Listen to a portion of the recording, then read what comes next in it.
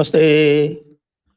आप सभी का स्वागत है आज के इस कार्यक्रम में। हमारे साथ हैं विजय सरदाना जी, एडवोकेट, टेक्नो इकोनॉमिक एक्सपर्ट, और मैं तो कहूँगा जियो इकोनॉमिक्स एक्सपर्ट भी हैं। इसमें कोई संदेह की बात नहीं है।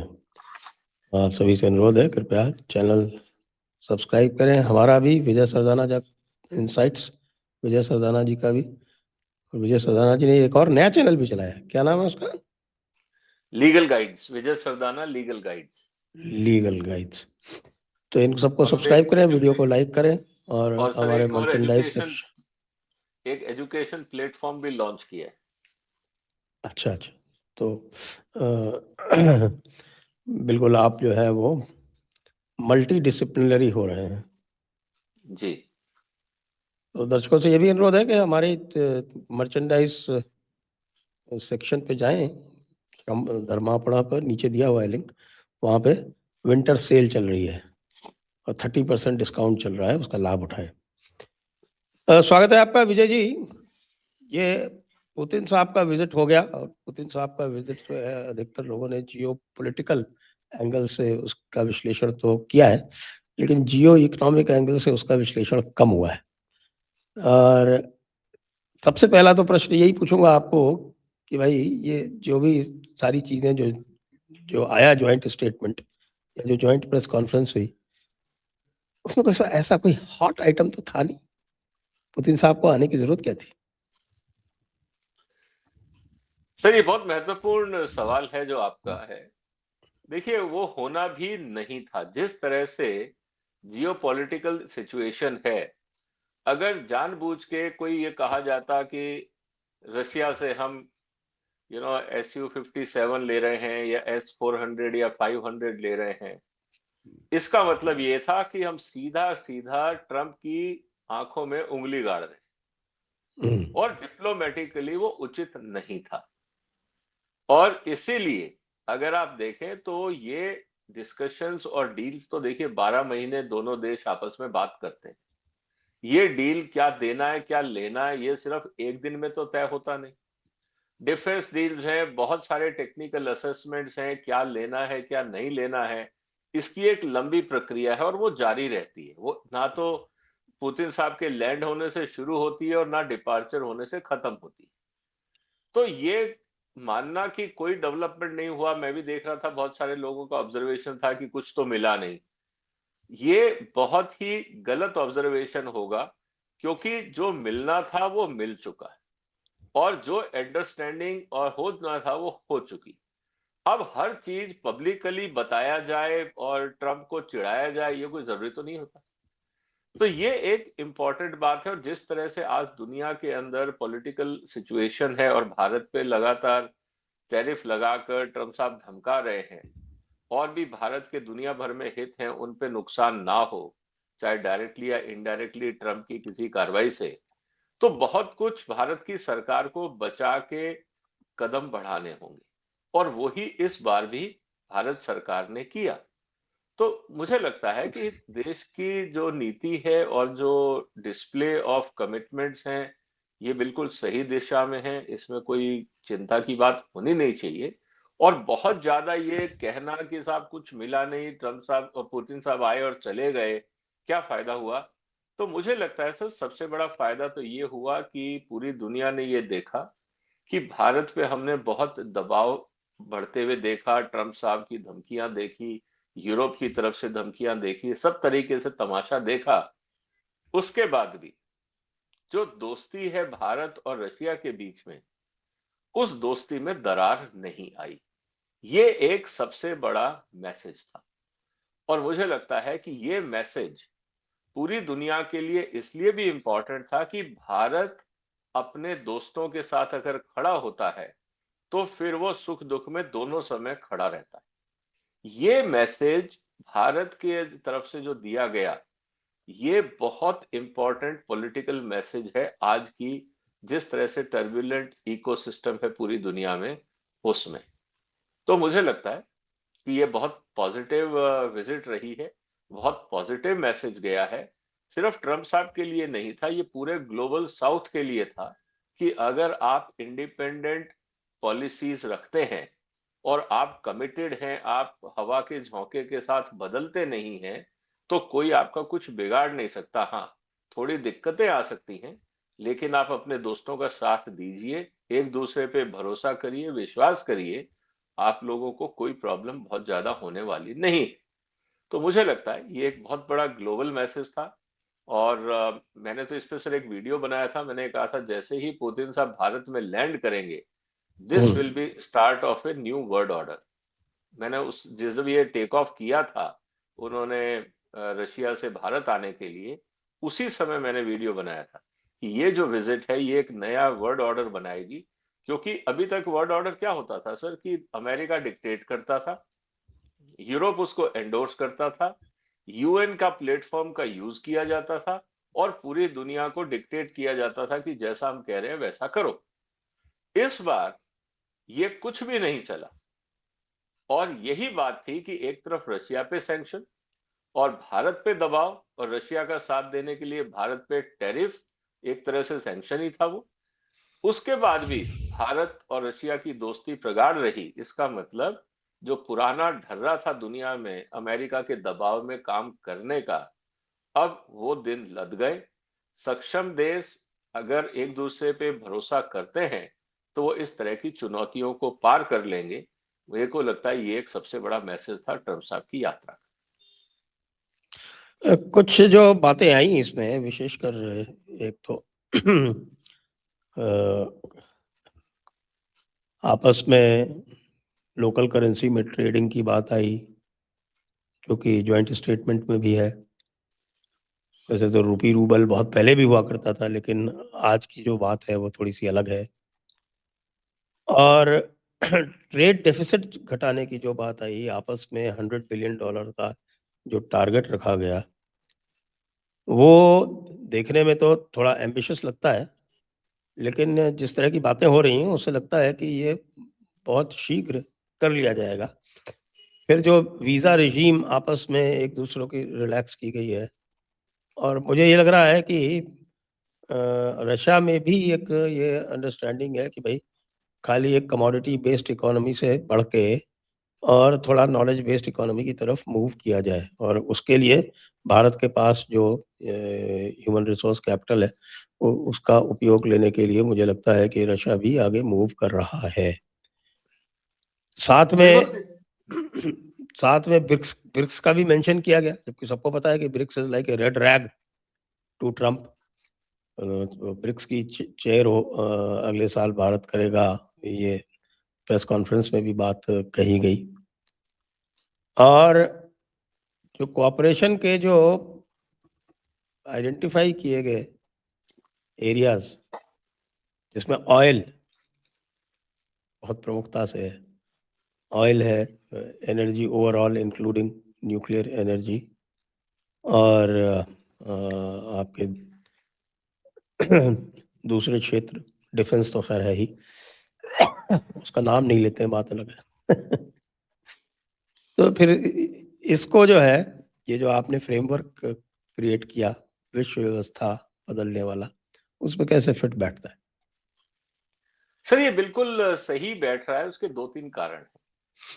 एक तो ये कि अगर हम इस समय जो दुनिया में चल रहा है, अगर हम यूक्रेन स्पेशल मिलिट्री ऑपरेशन से पहले पे जाएं, अगर आप देखें तो दुनिया में Europe is a stagnant economy, वहां कुछ बचा नहीं। स्टेगनेंट इकोनॉमी है, इंटरनल क्राइसिस है, इमिग्रेंट्स के क्राइसिस हैं, और यूरोप के अंदर आपस में बहुत सारे कन्फ्लिक्ट हैं। अमेरिका की भी स्थिति कोई बहुत ज्यादा अच्छी नहीं है। आज ऑलमोस्ट $38 ट्रिलियन का उधार हो गया अमेरिका, $38 ट्रिलियन। अब $38 ट्रिलियन ट्रंप साहब क्या इनकी कोई भी पुश्तें होंगी वो इसको चुका नहीं सकती।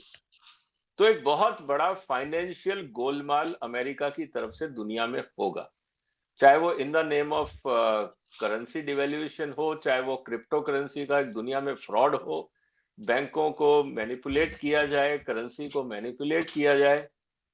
अमेरिका को अगर अपने आप को बचाना है तो पूरे फाइनेंशियल मार्केट को अमेरिका बहुत बड़े ढंग से मैनिपुलेट करेगा, और इससे दुनिया में बहुत बड़ा नेगेटिव असर आएगा।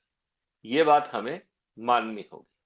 तो इसीलिए पहली बात तो यह है कि अमेरिका अपने बोझ के तले दबता जा रहा है, और इस समय बहुत जरूरी है कि हम लोग डॉलर से बच के चले, क्योंकि डॉलर किस डायरेक्शन में जाएगा ये पूरी की पूरी पॉलिटिकल कॉल होगी। इसमें इकोनॉमिक जस्टिफिकेशन कहीं से समझ में नहीं आ रहा। पहली बात, जैसा यूरोप की हालत है, हालत खराब है। अब रही बात कि यूक्रेन की लड़ाई के बाद जो यूरोप ने मूर्खता करी कि हम रशिया से एनर्जी नहीं लेंगे, तो जिसको कहते हैं ना कि आप जिस पेड़ पे बैठे हो उसी को ही काट रहे हो। हालत ये हुई है कि आज अमेरिका की कॉस्ट ऑफ प्रोडक्शन 2 से 3 गुना, जो यूरोप की कॉस्ट ऑफ प्रोडक्शन है वो 2 से 3 गुना बढ़ गई। इन्फ्लेशन बढ़ गया, इन्वेस्टमेंट खत्म हो गया, लोकल इंडस्ट्री खत्म हो गई, उनकी डिपेंडेंसी चाइना पे और बाकी दुनिया पे और बढ़ गई। जहां वो अपने आप को आत्मनिर्भर करना चाह रहे थे, फाइनेंशियली स्ट्रांग करना चाह रहे थे, उल्टा कर बैठे। क्योंकि अब एक तो उनको एनर्जी खरीदनी है बाहर से, वो भी दुगने तिगने दाम पे। जो चीज वो पहले बना रहे थे और जो उस पे उनको आगे बढ़ना था, अब जब वहां एनर्जी नहीं रही तो फैक्ट्रियां कैसे चलेंगी? और जो वहां से थोड़ा बहुत इंजीनियरिंग और केमिकल्स या फार्मास्यूटिकल्स एक्सपोर्ट्स करते थे, उसका क्या करेंगे वो?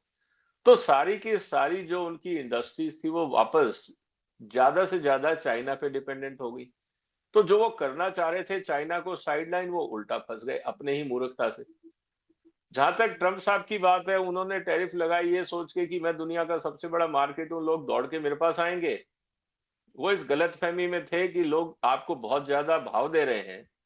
दुनिया ने उनको इग्नोर किया और कोई बहुत बड़ा इन्वेस्टमेंट आया नहीं। जितने इन्वेस्टमेंट आए वो उन्होंने हाथ मरोड़ के, जबरदस्ती दादागिरी करके, धमका के कमिटमेंट करा लिए। अब ट्रम्प साहब कहते हैं कि मैंने अभी तक $17 ट्रिलियन का कमिटमेंट ले लिया। अरे $17 ट्रिलियन अगर अमेरिका में इन्वेस्ट हो गया तो सारे के सारी सिक यूनिट होंगी, वो बेचेंगे किसको? क्योंकि $17 ट्रिलियन लगाने के बाद अल्टीमेटली बाजार तो वही है जहां चाइना, इंडिया ऑपरेट कर रहा है। वहां पे आपको इंडिया और चाइना से काम कर, मतलब कि कॉम्पीट करना है। अगर आप में इतना ही दम था तो आपकी कंपनियां छोड़ के चाइना क्यों गई? और आप इन्वेस्टमेंट ला रहे हो, इन्वेस्टमेंट से क्या होगा सर? हार्डवेयर। आपको मैन पावर आपके पास नहीं है, स्किल डेवलपमेंट नहीं है, आपके वेजेस भारत और चाइना के मुकाबले 2 से 3 गुना ज्यादा है, तो आप कॉम्पिटिटिव नहीं हो। रही बात कि हम रोबोटिक्स बनाएंगे, तो रोबोटिक्स की अगर आप फैक्ट्री चलाओगे तो आपकी पॉपुलेशन को क्या मिलेगा? आप और भी ज्यादा मोनोपोलीज क्रिएट कर दोगे, which are growth without employment. तो कहने का मतलब ये है कि अमेरिका का ये मॉडल तो अपने आप में बहुत ज्यादा, आई विल से कि कन्फ्लिक्टिंग है। यूरोप में कुछ बचा नहीं। तो अब जो कहा जा रहा है, ये जो डेवलपमेंट का मॉडल है, तो इंडिया रशिया के बीच में जो पार्टनरशिप वो इसलिए जरूरी हो जाती है क्योंकि भारत और चाइना के बीच जो सबसे बड़ा प्रॉब्लम है वो है ट्रस्ट डेफिसिट। चाइना कभी भी भारत को टेक्नोलॉजी नहीं देगा, वो सिर्फ प्रोडक्ट देगा। रशिया के पास टेक्नोलॉजी है, बाजार नहीं है। तो जो रशिया है वो भारत को टेक्नोलॉजी देगा। भारत और रशिया ज्वाइंट प्रोडक्शन, ज्वाइंट को प्रोडक्शन के साथ भारत में मैन्युफैक्चरिंग कर सकते हैं, रशिया में मैन्युफैक्चरिंग कर सकते हैं, depending upon the raw material, और दोनों मिलके पूरी दुनिया में एक्सपोर्ट भी कर सकते हैं।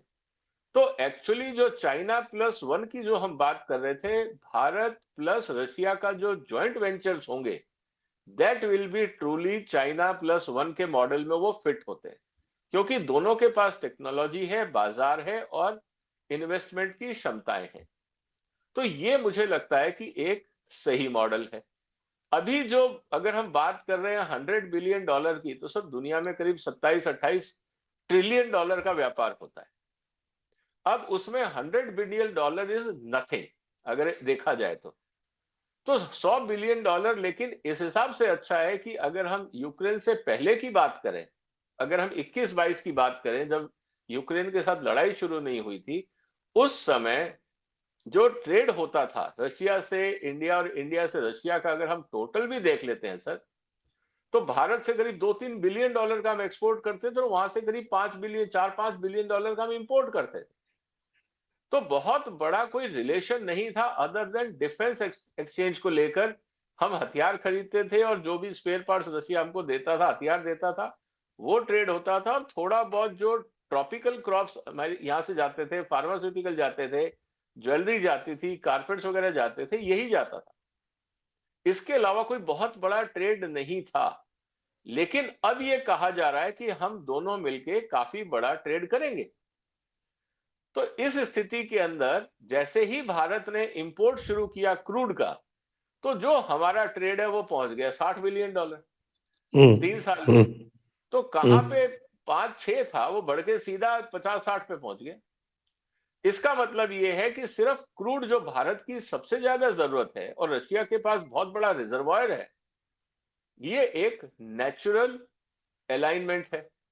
दूसरा जो एनर्जी और स्ट्रेटेजिक मिनरल का सोर्स है, वो है आज आपकी तारीख में रेयर अर्थ। रेयर अर्थ अपने आप में क्रिटिकल कंपोनेंट है, भारत के पास भी है, रशिया के पास भी है। दोनों देश अगर मिलके टेक्नोलॉजी डेवलप करें to counter China's dominance in the world market, तो पूरी दुनिया में चाइना के बाद India Russia combination can be the second biggest supplier of rare earth and related products including magnets. तो ये एक बहुत बड़ी अपॉर्चुनिटी है। उसके अलावा जो भी मिनरल्स हैं, जैसे प्रीशियस मेटल, इस समय हम बात कर रहे हैं डी डॉलराइजेशन की, तो गोल्ड बहुत बड़ा एक इशू बनता है। रशिया के पास रिजर्व्स हैं, भारत बहुत बड़ा मार्केट है।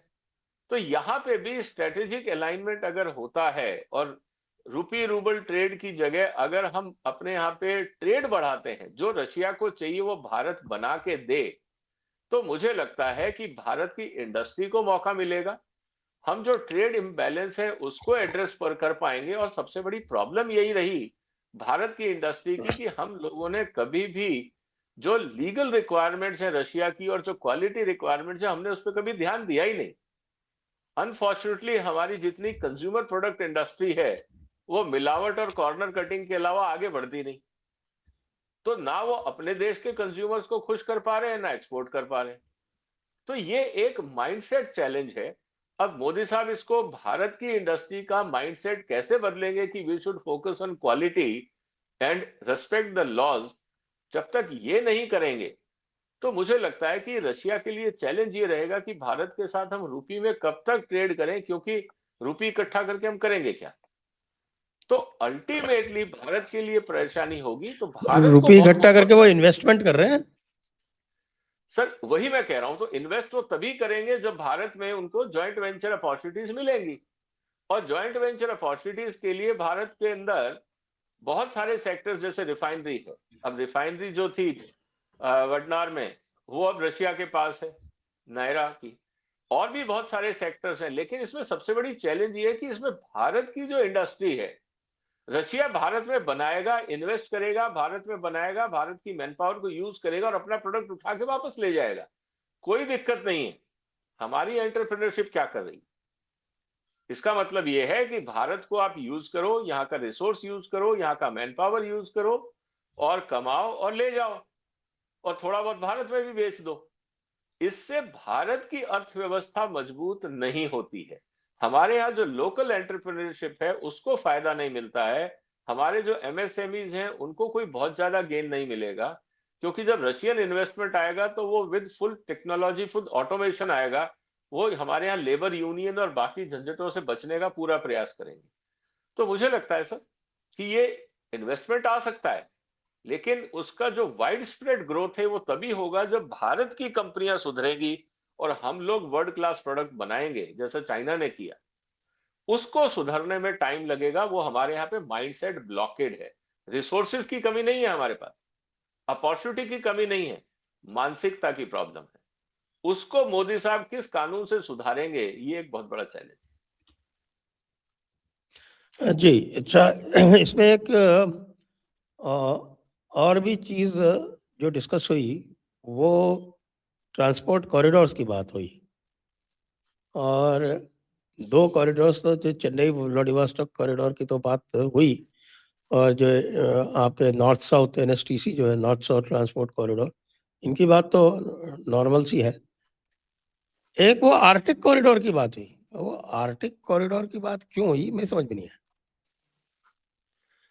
सर देखिए, ऐसा है कि अभी तक जितना भी सप्लाई आ रही है ब्लैक सी से, वो सब टर्की के और उस एरिया से आ रही है। और फिर रेड सी का चैलेंज है, और यहाँ पे अमेरिका के वॉरशिप्स वगैरह ज्यादातर खड़े हैं। तो कभी भी यहाँ पे ईरान में और यमन में और कहीं पे भी अगर थोड़ी भी उछल कूद होती है तो उसका असर इंटरनेशनल रूट पे पड़ता है। अब डिपेंडेंसी अनफॉर्चुनेटली क्या है कि रशिया और हमारे बीच में बॉर्डर डायरेक्ट टच नहीं होता है। जैसे चाइना और रशिया के बीच में है तो उन्होंने पाइपलाइंस लगा दी, तो रशिया से जो भी गैस या क्रूड आएगा वो पाइपलाइन से आ जाता है। चाइना को कोई दिक्कत नहीं है, उनके सप्लाई में कभी रशिया के साथ प्रॉब्लम नहीं आएगी। हम लोगों को क्योंकि सी रूट लेना पड़ता है, मिडल ईस्ट के रास्ते से जाना पड़ता है, और ये हमेशा हॉट प्रोडक्ट रहेगा क्योंकि अमेरिका यहाँ दखल करता रहेगा, इजराइल का इशू रहेगा, ईरान का इशू रहेगा, यमन का इशू रहेगा, ये इतना आसानी से रिजॉल्व होने वाला नहीं है। तो इसीलिए हमेशा इस सिचुएशन को अवॉइड करने के लिए अल्टरनेट रूट चाहिए। आर्कटिक रूट का पर्पस ये है कि वहां से अगर हम वाया कोरिया, चाइना के आगे से होते हुए हम अगर बे ऑफ बंगाल से इंडिया पहुंचते हैं तो एक ये रिलीफ मिलता है, एक अल्टरनेट रूट क्रिएट होता है, और वहां से आने के लिए जो साइबेरिया और उधर का एरिया जो है वो इसलिए है क्योंकि वो सब कोल्ड जोन है। हमारे पास अभी तक उस तरह के बड़े टैंकर और शिप्स नहीं है जो आर्कटिक एरिया से क्रॉस कर सके। तो you always need a hot water port. Hot water port आपका सारा Black Sea means southern side of Russia है, वहां से रिस्क बना रहता है। अभी भी जैसे 3 टैंकर्स के ऊपर यूक्रेन ने अटैक किया, नहीं, भारत के तो जो सारा जो एक्सपोर्ट है वो बाल्टिक्स पे जाता है, तो वो तो और पूरा चक्कर लगा के यूरोप का पूरा चक्कर लगा के जाता है। नहीं वो तो है ही। मैं वही कह रहा हूँ सर कि इस समय जो सिचुएशन है, अगर आप और भी बातें The आगे, route is west coast to St. Petersburg. हाँ, तो वही जो जोन है, क्योंकि सेंट पीटर्सबर्ग ही एक एरिया है उस आर्कटिक साइड में जहां पे आपको कह सकते हो कि ऑल सीजन पोर्ट मिल जाता है। लेकिन अल्टरनेट रूट्स जरूरी इसलिए है कि जिस तरह से कल को मान लीजिए यूरोप ने सैंक्शन लगाए या कल को कोई वहां पे स्थिति बिगड़ती है, क्योंकि जो क्रूड है वो एसेंशियल सप्लाई है, अगर रुकता है तो सीधा भारत को आप चोक कर सकते हो। तो इसीलिए 2-3 अल्टरनेट रूट अगर बनते हैं उस पर अगर हम आज से प्लान करेंगे तो हो सकता है कि कोई रास्ते निकल जाए। हो सकता है कि रशिया कोई ऐसी पाइपलाइन डाल दे जो कोरिया तक आ जाए और वहां से फिर लोडिंग शुरू हो जाए तो पूरा ना करना पड़े, जल्दी काम हो जाए। या हो सकता है कि कल को चाइना के साथ और ब्रिक्स के तहत एक ऐसा कोई समझौता हो जाए कि भाई रशिया की पाइपलाइन वाया चाइना और चाइना से फिर इंडिया में आ जाए, ऐसा कोई रास्ता निकल जाए। तो कई तरीके हो सकते हैं, तो इसीलिए मुझे लगता है एक्सप्लोर करना जरूरी है। और अब जैसे चाइना ने तो पूरी रेलवे लाइन डाल दी चाइना से लेकर ईरान तक। अब अगर ईरान को भी आप मान लीजिए बैरिकेड करता है अमेरिका कल को, तो आज चाइना ने तो पूरा रेलवे ट्रैक बना दिया। 2 हफ्ते में आपको अगर एक के पीछे एक आपने रेलवे रैक भी डाल दिए क्रूड भर के, तो काफी हद तक सप्लाई वो वहां से भी ले सकते हैं। तो कहने का मतलब यह है कि हर कंट्री अपने आप को जिस तरह से ग्लोबल अनसर्टेनिटीज है बिकॉज ऑफ पॉलिटिकल रीजंस, उससे अपने आप को हेज करने के लिए अल्टरनेट ट्रेड रूट्स को तो देखेगा ही, अल्टरनेट मार्केट्स भी देखेगा और अल्टरनेट करेंसी भी देखेगा। वही सारा प्रयास भारत और रशिया के बीच में भी चल रहा है। जी। और इधर जो यूक्रेन का जो युद्ध चल रहा है, एक इसमें से एक अभी जो मैं देख रहा था, मैं जेफरे सैक्स और जॉन मीरशाइमर, जो कि बहुत पहले से जो यूक्रेन का पूरा इनका काम हुआ उसको उसकी आलोचना करते रहे, तो उनको मैं देख रहा था कल, और वो ये पूछ रहे हैं कि भाई ये बताओ कि 2022 में जो आपने रशिया की एसेट सीज की, डॉलर एसेट्स, उसके बाद से चाइना ने और भारत ने और सऊदी अरेबिया ने सभी ने आपके ट्रेजरी बॉन्ड्स खरीदने बंद कर दिए, धीरे धीरे लिक्विडेट करते जा रहे हैं और गोल्ड एसेट्स बढ़ाते चले जा रहे हैं। भारत भी यही कर रहा है। तो ये पूछ रहे हैं कि भैया तुम $3 ट्रिलियन इंटरेस्ट पेमेंट की तरफ बढ़ रहे हो, और अभी जो है वो लेटेस्ट उन्होंने बताया कि ये बेसेंट को वो इडियट समझते हैं कि अभी बेसेंट ने वो ट्रेजरी बॉन्ड्स जो हैं वो खुद अमेरिका को खरीदने पड़े हैं, जो पहले वो दूसरे लोग खरीद लिया करते थे। तो इस सिचुएशन में और लगातार बढ़ती हुई डेफिसिट में करेगा भाई यूएस इकोनॉमी के पास आखिरकार कितने दिन है, और इसलिए अगर वो यूक्रेन से भागने का प्रयास कर रहा है तो कोई इसलिए नहीं कर रहा है कि ट्रम्प इज अ पीसनिक, वो इसलिए कर रहा है कि अब उनकी औकात ही नहीं है। ये बात सही है सर। अमेरिका, जैसे मैंने पहले भी कहा थोड़ी देर पहले, कि इस समय हालत ये है कि अमेरिका के करेंसी पे कोई भरोसा नहीं करना चाहता, और उसका सबसे बड़ा ब्लंडर इन्होंने किया सैंक्शंस लगा के, स्विफ्ट सिस्टम को डिसरप्ट करके। तो दुनिया को लगा कि यार ये लोग तो कभी भी अपनी करेंसी को they will be using as a weapon. तो ये एक सबसे बड़ा चैलेंज रहा। इसके अलावा जो रशिया के एसेट सीज किए गए, इस समय यूरोप में ये चल रहा है कि जो एसेट सीज किए गए हैं वो एसेट्स हमको यूक्रेन को देने चाहिए फॉर लड़ाई और उसके बाद रिकंस्ट्रक्शन। इसको लेकर यूरोप में बहुत भयंकर विवाद है, क्योंकि उनका ये कहना है कि अगर हम ऐसा के, कुछ लोग तो ये चाह रहे हैं क्योंकि पैसा उनके पास भी नहीं है, ट्रंप ने उनको फंसा दिया ये कह के नेटो का खर्चा तुम उठाओ, 5% अपना जो बजट है वो डालो। 5% बजट का मतलब है सर कि कुल मिला के आप अमेरिका से हथियार खरीदो और अमेरिका का जो मिलिट्री इंडस्ट्री कॉम्प्लेक्सेस है उनको अमीर बनाओ, और चाहे वो महंगे हथियार है, स्पेयर पार्ट है, क्योंकि जब सरकार खरीद रही है और अमेरिका से ही खरीदना है तो 2 रुपए के चीज का 5 रुपए तो वो वसूल करेंगे, वो तो दुकानदार है, वो तो कोई ट्रम्प साहब चैरिटी तो करते नहीं। तो वहां पे यूरोप फंस गया। अब सवाल इस बात का हो रहा है कि जब पैसे नहीं है, आपकी हर इकोनॉमी स्टैग्नेंट है और नेगेटिव में जा रही है जीडीपी, उस स्थिति के अंदर रशिया के एसेट जो सीज किए हम उनको यूज करेंगे। वहां पे आ जाता है इंटरनेशनल लॉ कि किसी भी कंट्री के सोवरेन एसेट्स को जो आपके पास रखे गए हैं एज ए गारंटी या डिपॉजिट्स, आप उसको सीज नहीं कर सकते, क्योंकि जैसे ही रशिया के एसेट्स को यूरोप ने सीज किया और यूटिलाइज किया, जो credibility of European banking system है वो जीरो हो जाएगी। तो कल को लगेगा यार ये कभी भी पॉलिटिकल सिस्टम में किसी का भी माल दबा देंगे, तो लोग वहां रखना बंद कर देंगे।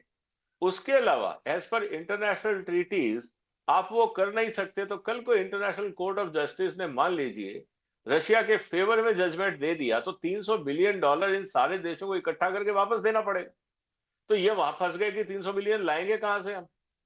तो बहुत सारे मुद्दे कॉम्प्लिकेटेड है, और सबसे इंटरेस्टिंग चीज क्या है सर, ये लोग ये भूल गए कि बहुत सारी यूरोपियन कंपनी ने सैंक्शन लगने से पहले रशिया में भी बहुत इन्वेस्टमेंट किया हुआ।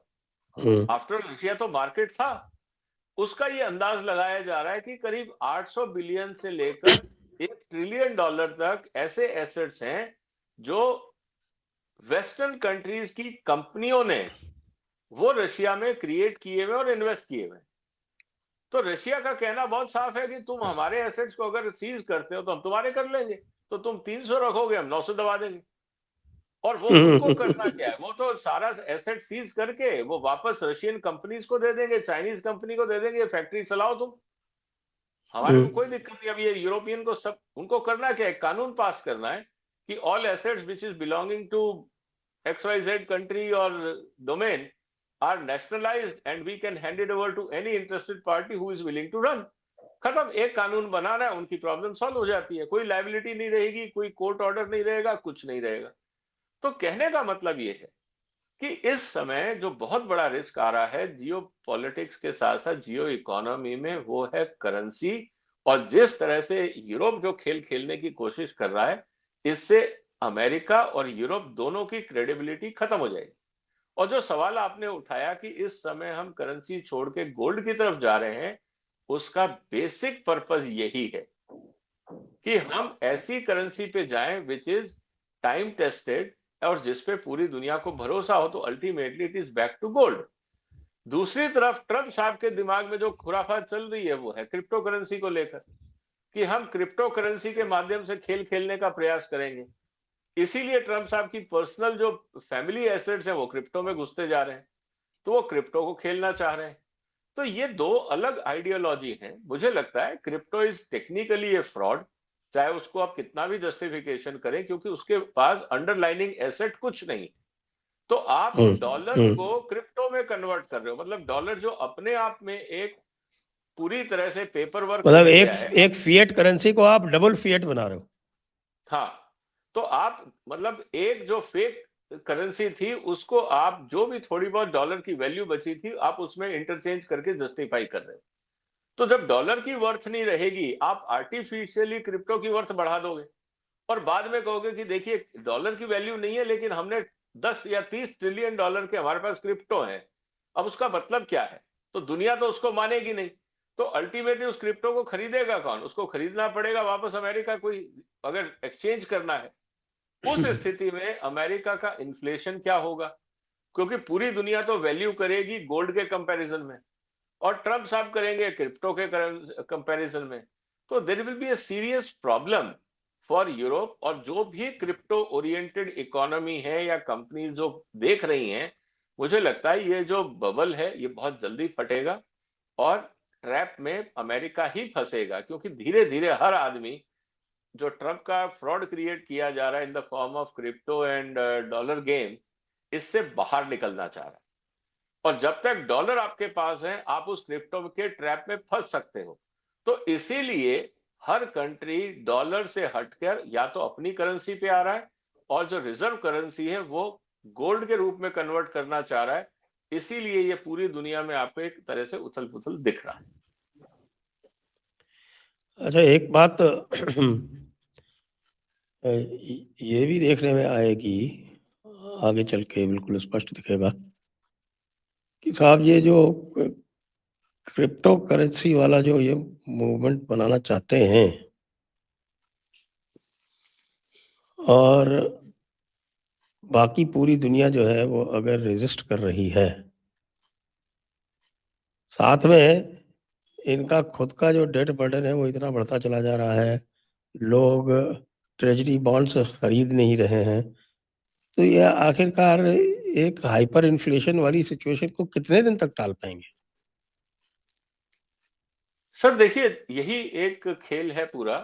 अभी तक क्या हो रहा था कि रशिया अमेरिका को कोई दिक्कत नहीं थी क्योंकि ये डॉलर छापते थे और बाकी दुनिया इनसे डॉलर खरीद लेती थी जैसे बॉन्ड के रूप में और इनको पैसा मिल जाता था। तो एक ये पेपर पे खेल रहे थे।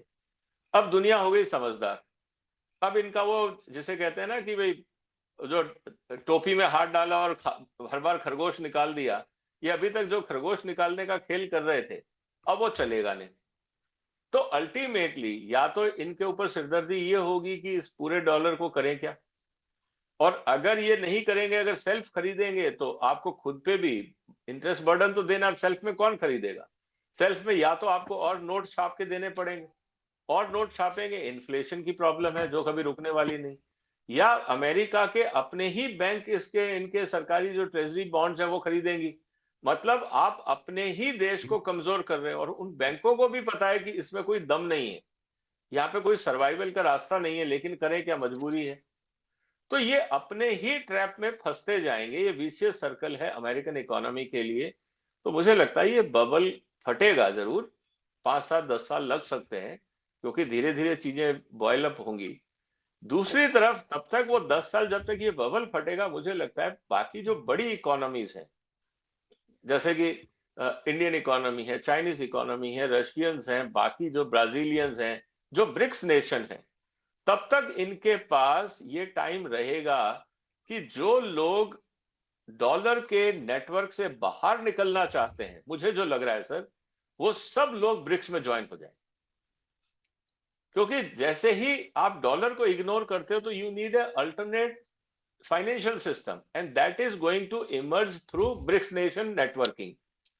और उस स्थिति में जितना भी ट्रेड जो कंट्रीज ट्रेड कर रहे हैं, आज अगर हम देखें तो ब्रिक्स का जो जीडीपी है वो G7 से ज्यादा है। ऐसी स्थिति के अंदर अगर हम टोटल गेम देखते हैं तो मुझे लगता है कि आने वाले समय में दुनिया दो तरफ से बटेगी। एक तो जो डॉलर ओरिएंटेड खेल खेलेंगे और जो डॉलर को अवॉइड करके ट्रेड करना चाहते हैं वो ब्रिक्स में जुड़ते जाएंगे। क्योंकि ब्रिक्स का जो डिक्लेरेशन है ब्राजील वाला भी, उसमें साफ साफ लिखा हुआ था we will prefer and promote local currencies. इसका मतलब ये है कि we are not interested in dollar. तो ये बात हर लेवल पे हो रही है, उसकी तैयारियां हो रही हैं, ज्यादा से ज्यादा एग्रीमेंट अब लोकल करेंसी में हो रहे हैं। तो ये मैसेज तो है। और 10 साल मैं इसलिए कह रहा हूं क्योंकि मेरा एस्टिमेट ये है सर कि बाय 2035 जो डॉलर डोमिनेंस रहेगा वर्ल्ड ट्रेड पे, वो मेरे ख्याल से करीब 35-40% के आसपास ही रह जाएगा। बाकी जो होगा वो नॉन डॉलर पे चला जाएगा, which is a big relief to the world.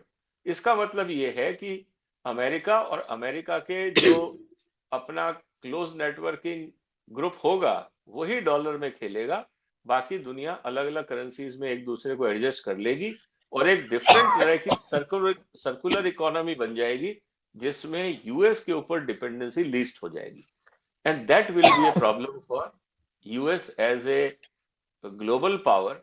फिर वो डोमिनेंस जो है यूरोप अमेरिका का, वो भी खत्म हो जाएगा। तो 10 साल मेरा एक टाइम। जो अमेरिका का जो है, खासतौर से अमेरिकन मार्केट का जो चल रहा है इस वक्त, वो हेविली डिपेंडेंट है एआई पे, और लोग बहुत ये भी एक्सपेक्ट कर रहे हैं कि भाई ये भी एआई जो है ये .com बबल की तरह है और ये कभी भी बर्स्ट हो सकता है, और अगर ये होता है तो फिर तो भाई यूएस की हालत बहुत ही खराब हो जाएगी। सर ये बात सही है, और ये बात तो आईएमएफ ने अपनी रिपोर्ट में भी कही है कि जिस तरह से ट्रिलियंस ऑफ डॉलर में बबल है, अब उस स्थिति को अगर हम ध्यान से देखें क्योंकि ये वही तो वाली बात होती है कि जैसे .com का था और उसके बाद यही बात होती थी कि भाई ये .com आपने बना तो दी, इसके वैल्यूएशन बढ़ा के बना दिए, लेकिन इसका बैकअप क्या है, इसके पीछे एसेट बेस क्या है? इसी तरह से इस एआई के पीछे एसेट बेस क्या है? सर क्या हुआ ना कि ये बबल इसलिए हो गया क्योंकि पिछले 3-4 साल में अगर हम ध्यान से देखें तो जो एआई नाम पे जितने स्टार्टअप बने पिछले 3-4 साल में, जी। उन सब में मासिव इन्वेस्टमेंट्स हुआ। करीब 200 बिलियन डॉलर से ज्यादा का जो इन्वेस्टमेंट हुआ है वो एआई स्टार्टअप्स में हुआ है। अब एआई स्टार्टअप्स में उन्हीं कंपनियों ने, बड़े जो इन्वेस्टर्स हैं, जो बैंकर्स हैं, जो वेंचर फंड्स हैं, उन्होंने पैसा लगाया। क्योंकि वहां पे भी तो क्या है ना सर कि एक की टोपी दूसरे के सर। मैंने एक कंपनी बनाई जिसकी वैल्यूएशन थी $10 या $10। किसी ने आके उसको कहा ठीक है मेरे को तुम 10% दे दो और मैं बोलता हूं कि इसकी वैल्यूएशन है 100। फिर उसने उसको आगे बेच दिया 200 में। 200 वाला ने कहा ठीक है मैंने जो 10 में खरीदा था उसकी वैल्यू हो गई अब 20, मैं बेच के निकलता हूं, तुम सामने वाले को 40 में बेच दो। तो एक की टोपी दूसरे के सिर पे ये खेलते खेलते ये पहुंच गए आज ट्रिलियंस ऑफ डॉलर में। और वहां तक तो ठीक है वैल्यूएशन में, रेवेन्यू कहां है? आज हालत ये एग्जैक्टली है कि जिस जिस तरह एग्जैक्टली से रेवेन्यू एग्जैक्टली नहीं यही है। चीज .com में हुई थी, रेवेन्यू कहाँ है? करेक्ट। क्योंकि मेरे को एक याद है सर कि जब 2000 की बात है, हम एक कंपनी में थे तो वहां पे ये बात चल रही थी कि भाई हर आदमी .com कर रहा था। जो इलॉजिकल आर्ग्यूमेंट आते थे मैनेजर्स के साथ, उसको लेके हमारा काफी आर्ग्यूमेंट होता था। मैं उनको पूछता था भैया इसमें रेवेन्यू का, नहीं नहीं there will be lot of eyeballs. अरे आई बॉल से पेट भरता है क्या? तुम तनख्वाह में आई बॉल दोगे या आई बॉल से क्या खरीदोगे और क्या बेचोगे? वो आई बॉल के चक्कर में कि मेरे व्यूअरशिप कितनी है या मेरा कितने लोग देख रहे हैं .com मतलब वेबसाइट, उसको लेके लोगों ने वैल्यूएशन शुरू कर दिया कि जी मेरे पे देखो 1 लाख आदमी आ रहा है, मेरे पे 10 लाख आदमी आ रहा है। ये जो फेक नैरेटिव है, यही मैं कह रहा हूं, ये फेक नैरेटिव चाहे वो .com हो, चाहे वो आज की तारीख में वैल्यूएशन ऑफ एआई कंपनीज हो, या जिस तरह से क्रिप्टो करेंसी का जो फ्रॉड चल रहा है वो भी वैल्यूएशन का खेल है। उसमें 10 पैसे का भी पीछे कोई अंडरलाइनिंग एसेट नहीं है। ये सब जो फ्रॉड का 2 नंबर का पैसा है। जो आज इतना बूस्ट क्यों हुआ सर एआई, अगर आप क्रिप्टो, क्योंकि जिन लोगों ने रशिया से पैसा निकाला, यूक्रेन युद्ध के कारण जो पैसा माइग्रेट हुआ, वो सारा कहां गया? या तो वो दुबई गया या क्रिप्टो में गया। दुबई गया, उन्होंने वहां पे हाउसिंग एसेट्स या रियल एस्टेट खरीद लिए, और जिनको आप नहीं खरीद सकते थे आपने उसको क्रिप्टो में पार्क कर दिया। तो डिमांड सप्लाई का खेल है। जो चीज $10 में मिल रही थी आपने 20 में खरीदी, जिसको 20 में नहीं मिली उसने 40 में खरीदी, और क्रिप्टो के रेट बढ़ते गए। ये सब 2 नंबर का पैसा है, क्योंकि ना इसमें कोई सेंट्रल बैंक मॉनिटर कर सकता है, ना उसकी ऑडिट हो सकती है, ना उसकी कोई ट्रेसिंग हो सकती है। और कल को अगर ये .com की तरह अगर क्रिप्टो में अगर कोई फ्रॉड हो जाए और कह दे कि साहब हमें तो पता ही नहीं किसका पैसा कहाँ था, वो पूरा लेजर ही हमारा चोरी हो गया या साइबर क्राइम के चक्कर में वो डिलीट हो गया, तो जैसा जो पैसा जहां पड़ा था वो फ्रॉड वहीं का वहीं रह जाएगा। आप वापस कैसे करोगे? और दुनिया भर के अभी रेगुलेटरी चैलेंजेस आने बाकी हैं। क्योंकि एक तरफ तो हम बात कर रहे हैं कि भाई ड्रग्स का पैसा रोका जाए, माफियाज का पैसा रोका जाए, क्रिमिनल्स का पैसे को रोका जाए। ट्रंप साहब खुद ही सबसे बड़ा काम कर रहे हैं क्रिप्टो फैला के, ये सब क्रिमिनल्स को रास्ता दिखा रहे हैं। तो ये बड़ी विचित्र दुनिया है इस समय। तो बेहतर यही है कि जो time tested old financial concepts हैं, अगर हम उस पे रहेंगे तो भारत बचा रहेगा, हमारा ट्रेडिशनल विजडम हमें बचाएगा। ये जितने हाइप क्रिएट किए जा रहे हैं, they all are heading for disaster. It is just a matter of time. क्योंकि अगर आप अगर ध्यान से देखें सर, तो आपने .com की बात करी, जो बबल बस्ट हुआ था 2000 में। आपका जो उसके बाद जो एक नया खेल आया था, वो आया था इसको कमोडिटीज और रियल एस्टेट को लेकर 2008 में जो बबल बस्ट हुआ था। एसेट थे नहीं, एक ने दूसरे को बेचा, दूसरे ने तीसरे को बेचा, एक ही प्रॉपर्टी 30-40 बार बिक गई। प्रॉपर्टी एक ही थी, लेकिन उसको 20 बार रोटेट करके आपने उसके रेट 40 गुना बढ़ा दिए, तो वो बबल फटा। अब एआई का यही हाल है, क्रिप्टो का ये हाल है। तो दोनों तो बबल एक साथ बढ़ रहे हैं, एक स्टॉक मार्केट में और एक क्रिप्टो में। और जैसे ही ये पंचर होगा, डिजास्टर भयंकर होगा। और उसके साथ जो सबसे बड़ा चैलेंज आएगा, वो चैलेंज आएगा कि किस तरह से बाकी इकोनॉमीज अपने आप को इंसुलेट करें। एक और भी जो है वो आउटलुक आ रहा है, अगर देखे जाए कि फ्यूचर की बात करें तो ये जो आर्टिक पैसेज जो खुलने वाला है जी, इसकी बात चल रही है कि भैया आर्टिक पैसेज जो है ये खुल जाएगा। Give me few minutes. Sir, तो जिस आर्टिक पैसेज के खुलने की बात हो रही है, यदि आर्टिक पैसेज खुल जाता है साहब, तब तो रशिया से ज़्यादा पोटेंशियल, रशिया से ज़्यादा रिच, रशिया से ज़्यादा सेंट्रल कोई कंट्री रहेगी नहीं। और भारत को रशिया ने जो है वो आर्कटिक में टो होल्ड भी दे रखा है। और वहाँ पे ये अभी जो बात हुई इसमें भी कि साहब की शेयर्ड इन्वेस्टमेंट्स भी होंगे।